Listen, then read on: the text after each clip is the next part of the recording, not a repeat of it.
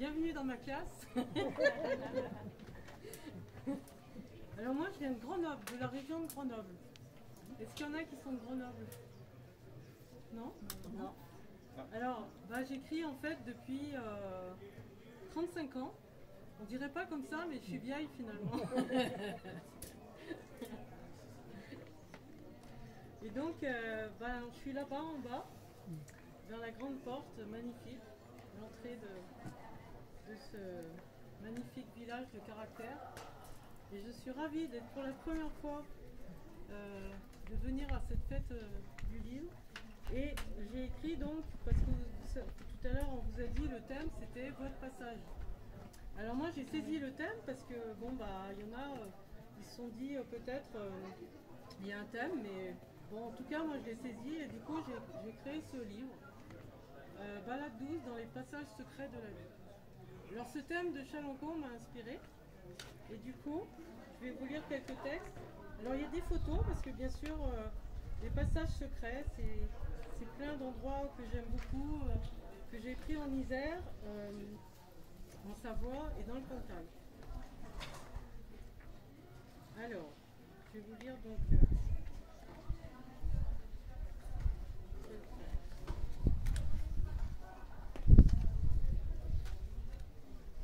les portes sont un passage, elles peuvent se fermer ou s'ouvrir.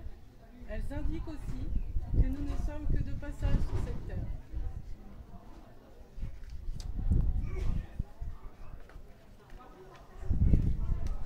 Rêver d'une porte, toujours ouverte à l'espoir, puis la traverser. Ne plus voir la terre en guerre, trouver la colombe en vie. Alors j'écris aussi des haïkus, donc là ça faisait partie des haïkus et des tankas. J'adore cette forme d'écriture qui vient du Japon. Une porte s'ouvre sur l'inconnu d'un tronc vert, doux jardin secret, et par la fenêtre bleue, un arbre s'enchante en moi.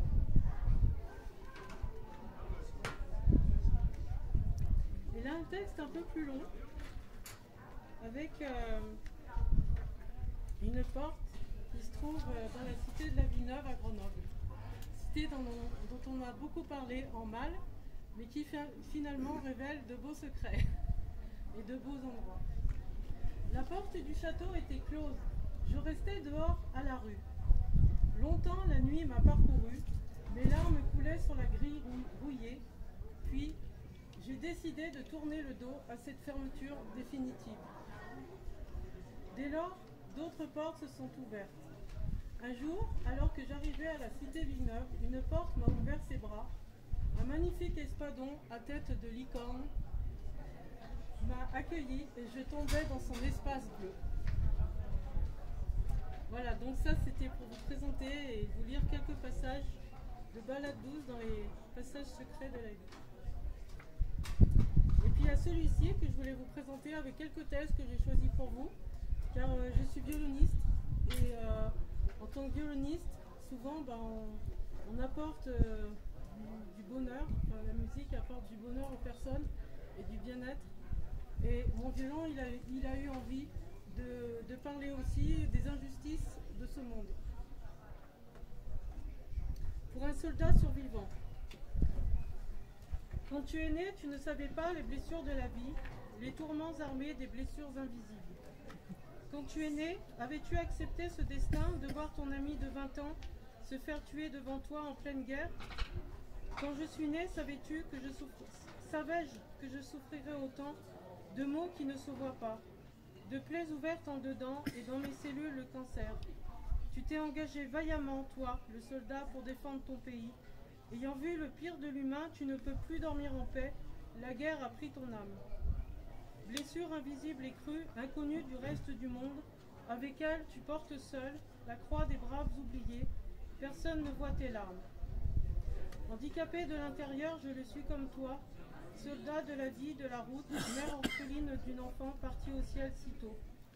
Nous avons en commun de vivre avec nos mots silencieux, nos larmes rentrées et solitaires, quand personne ne voit la souffrance qui n'est pas dehors. Nous avons en commun ce regard sur les choses, de n'avoir plus rien à perdre, à être authentique puisqu'on est déjà mort.